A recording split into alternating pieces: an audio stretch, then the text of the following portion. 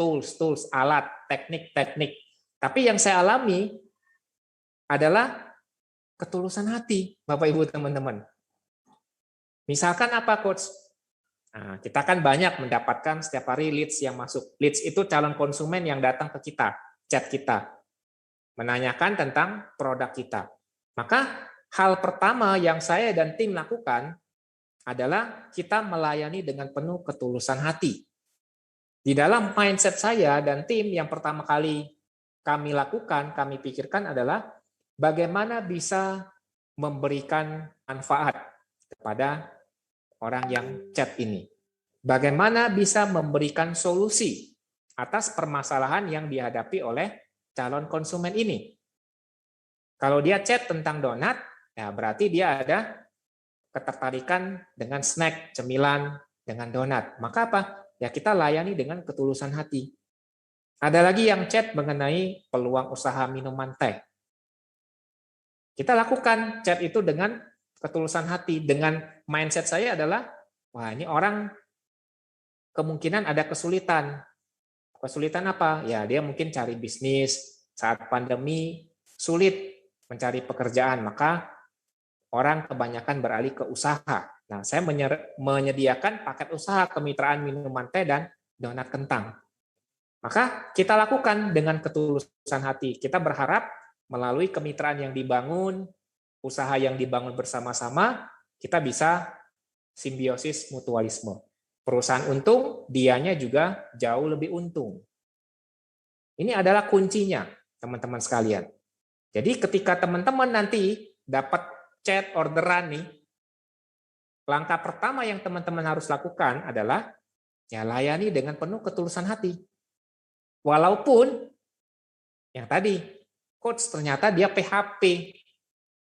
Terus gimana? Ya sudah, karena apa? Kita dengan tulus, tidak mengharapkan imbalan apapun.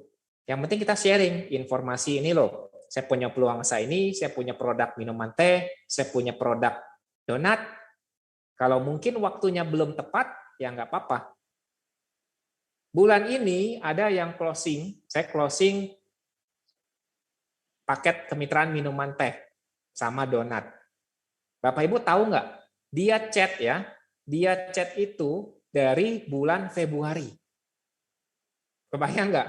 Dari bulan Februari, closingnya baru bulan September. Berapa bulan tuh? Februari, Maret, April, Mei, Juni, Juli, Agustus. Hampir 7 bulan. Baru closingnya bulan September. Nah inilah ketulusan hati sampai akhirnya dia closing. Jadi langkah pertama yang Bapak Ibu harus lakukan, teman-teman lakukan di dalam kesuksesan untuk WhatsApp marketing, ya lakukan dengan ketulusan hati tanpa imbalan. Sehingga kalau kita toh pun tidak closing, ya nggak masalah, kita ikhlas. Ya, jadi harus melakukan dengan ketulusan hati. Nah, ini salah satu kunci saya taruh yang paling di atas karena saya pikir-pikir, saya renungi apa ya. Teknik memang banyak, tetapi yang paling utama adalah ketulusan hati. Kita melayani dengan benar-benar full heart. Kemudian yang kedua, kita masuk ke pemahaman baru. Setelah kita melayani dengan penuh ketulusan, tentu saja kita harus tahu, kita harus paham market atau pasar yang kita bidik. Bapak Ibu teman-teman harus tahu ilmu funneling, yaitu AIDA, Awareness, Interest, Desire, dan Action. Jadi Bapak Ibu harus tahu yang mana konsumen kita, calon konsumen kita itu termasuk yang pasar atau market yang dingin, atau market pasar yang hangat, atau yang hot market. Bedanya apa, Coach? Nah, yang pertama, cold market, dia dingin. Artinya apa? Kita harus memberikan edukasi, treatment yang lebih banyak. Tapi kalau dia sudah hangat, dia sudah ada ketertarikan nih. Ya, contohnya cold market, dia WhatsApp saya, baru tanya-tanya dulu, usaha minuman teh itu seperti apa, usaha donat itu seperti apa. Tapi tempatnya belum ada, karyawan belum punya, jadi masih dingin, hanya untuk mencari informasi lebih. Ini kita sebut sebagai cold market, market yang dingin. Lalu warm market, marketnya hangat. Contoh, dia sudah punya tempat usaha, Kemudian dia juga sudah ada mempersiapkan tim kerja, karyawan yang akan bekerja di outlet.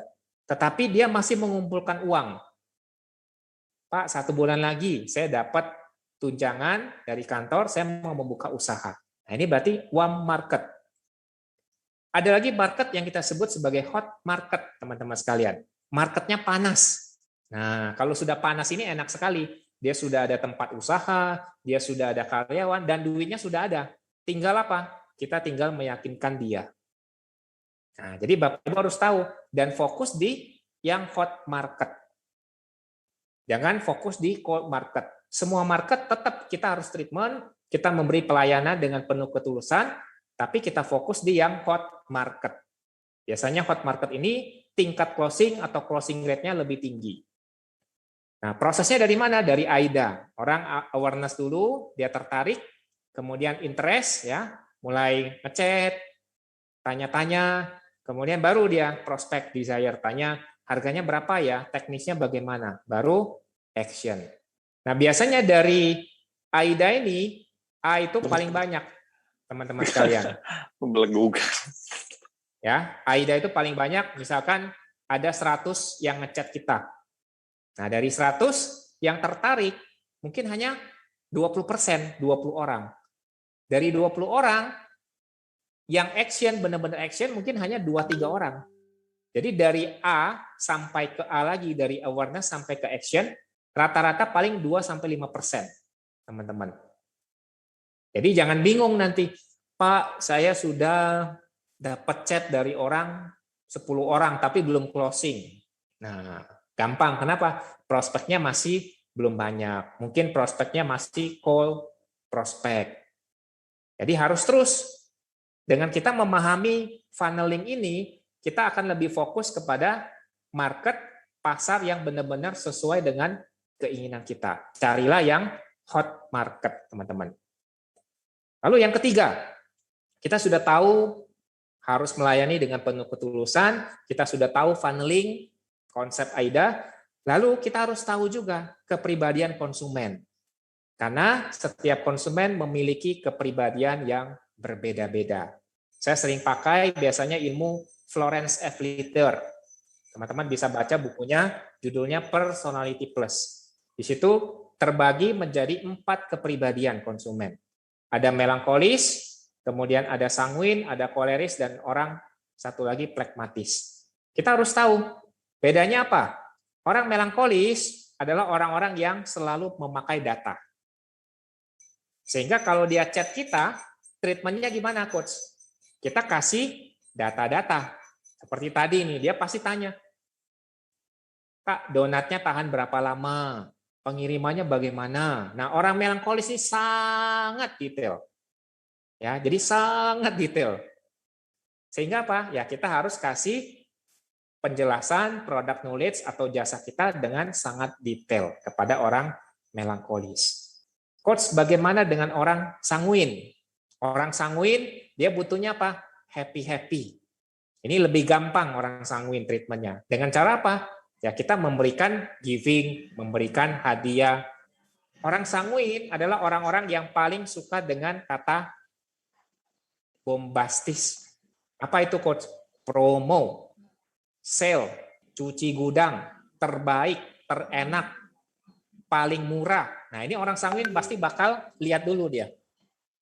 Jadi kalau teman-teman lihat, misalkan ajak jalan-jalan ke mall, nah dia pasti lihat tulisan sale. Nah, itu orang sanguin pasti pertama kali melihat. Sehingga apa? Kita treatment, kasih giving, hadiah-hadiah yang menarik untuk orang tipe sanguin. Kalau orang koleris bagaimana? Nah, orang koleris adalah tipe kepribadian konsumen yang agak sedikit keras kepala. Mohon maaf ya. Nah, jadi harus gimana? Ya, kita harus mengikuti kemauan dia. Misalkan, saya pernah nangani, Kak, saya maunya dikirimnya pakai ekspedisi JNT, misalkan. Tetapi, padahal kita tahu, yang paling murah bukan JNT. Misalkan pakai Dakota Cargo lebih murah. Dia nggak mau, dia maunya JNT aja. Terus gimana? Ya, kita harus treatment dia mengikuti kemauan dia, teman-teman sekalian. Jangan kita paksakan, nggak bisa, harus pakai ini. Kalau begitu, ya nggak terjadi closing. Dia akan cari produsen lain. Kalau orang pragmatis gimana, Coach? Orang pragmatis paling gampang. Orang pragmatis adalah orang yang bisa kita setir. Ya, nanti di bagian tips-tips closing, nah saya akan sharingkan bagaimana mendeliver. Orang-orang pragmatis ini bisa kita deliver. Kita arahkan saja, dia bakal closing. Jadi orang pragmatis ini yang closing rate-nya paling tinggi.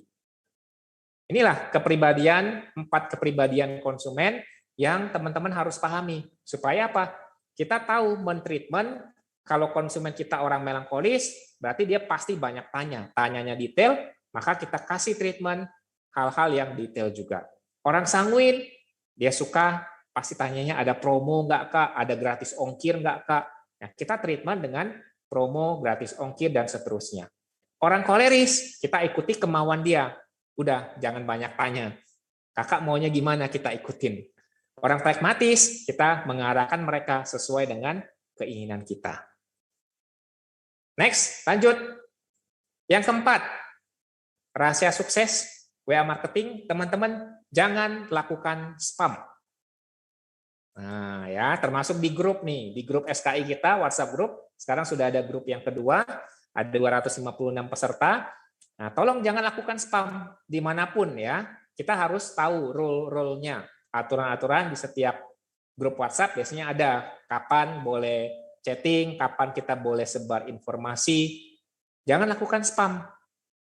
Promosi usaha bisnis kita di grup WhatsApp yang aturannya nggak boleh. Nah, itu namanya spamming. Ingat teman-teman, apa yang kita tabur, itu yang akan kita tuai.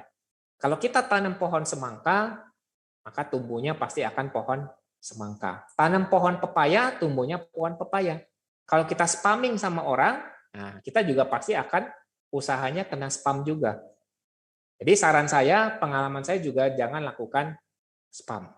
Lebih baik apa? Ya kita lakukan dengan ketulusan. Boleh nggak, Coach? Di grup kan ada banyak orang. Ya kita chat satu-satu. Salam kenal nih Pak Muhammad Sudirman, saya Indra dari Bogor, usaha saya di bidang minuman teh. Salam kenal ya, kita satu grup, di grup SKI Digital Marketing misalkan. Nah, itu kan lebih enak. Chat pribadi, bukan spam di grup langsung. Atau spam juga langsung broadcast, tanpa ada basa-basinya dulu.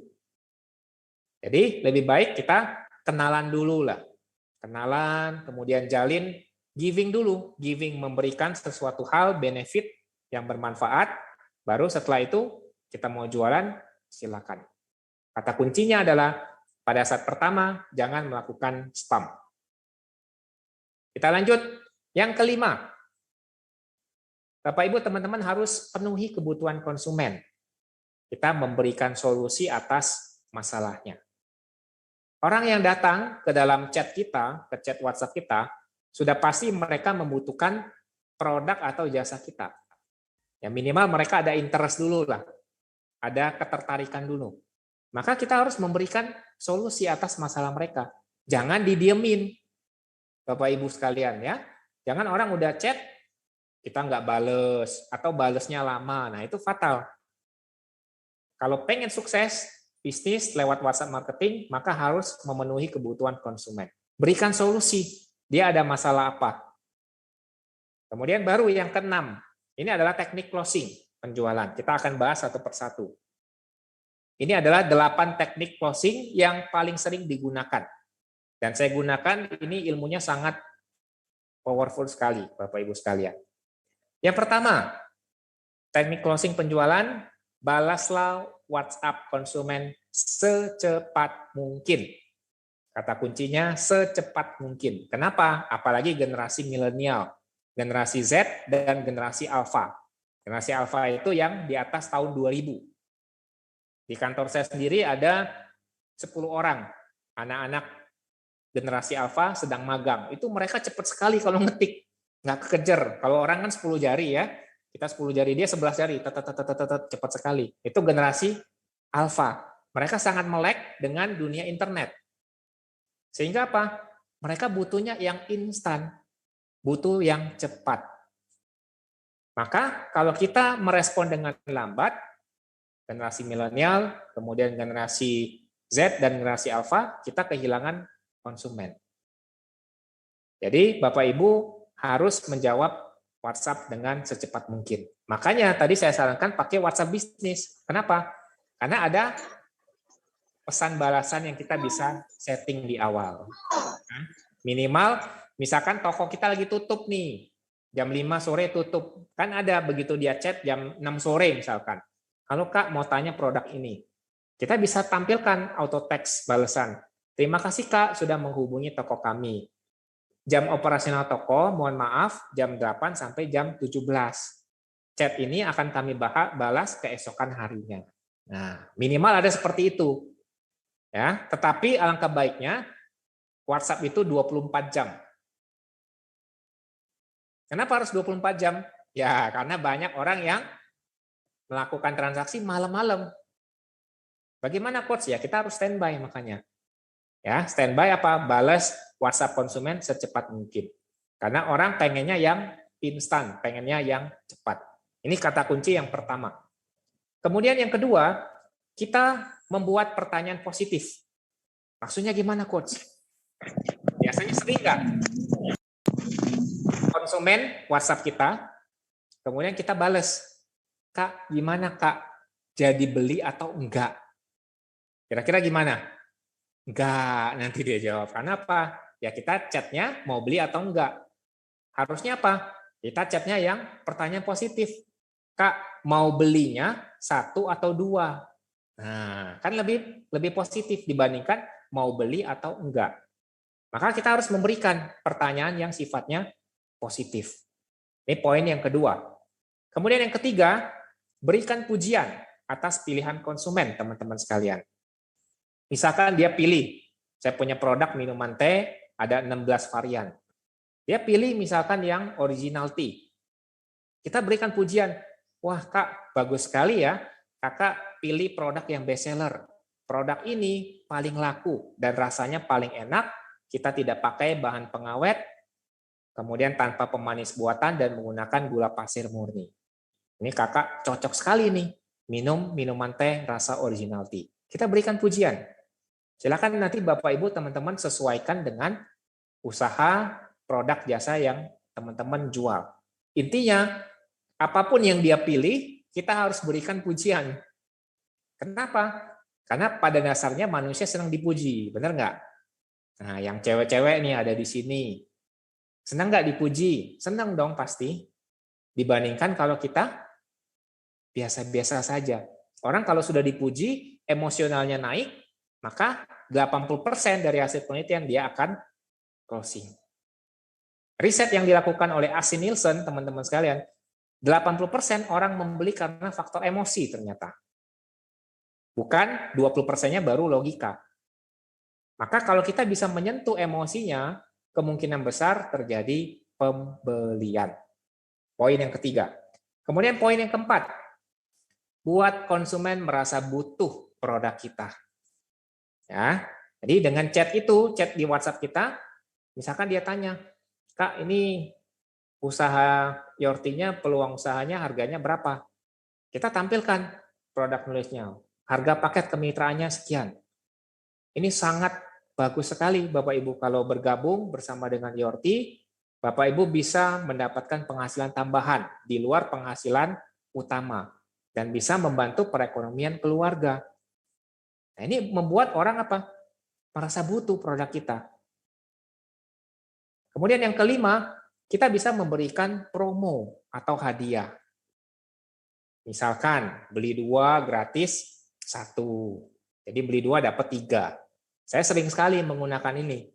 Biasanya pada saat opening toko, nah kita akan promosi selama 3 hari atau 1 minggu, kita berikan promo, belikan hadiah.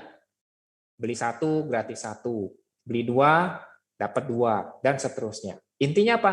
Kita berikan giving, berikan hadiah supaya apa? Konsumen semakin senang. Kalau emosionalnya sudah bagus, yang tadi saya sampaikan 80% terjadi pembelian, teman-teman sekalian. Lalu jangan lupa yang keenam, scarcity, terbatas. Kita bisa berikan dalam bentuk apa? Produk ataupun waktunya. Kak, mohon maaf ya, produk kita hari ini hanya tinggal 1. Nah, sering nggak seperti itu? Nah, ini sebenarnya bahasa marketing, teman-teman. Maka kalau saya banyak keluar ya, lihat-lihat terbatas promo hari ini hanya untuk 10 orang pertama. Nah, itu bahasa marketing sebenarnya.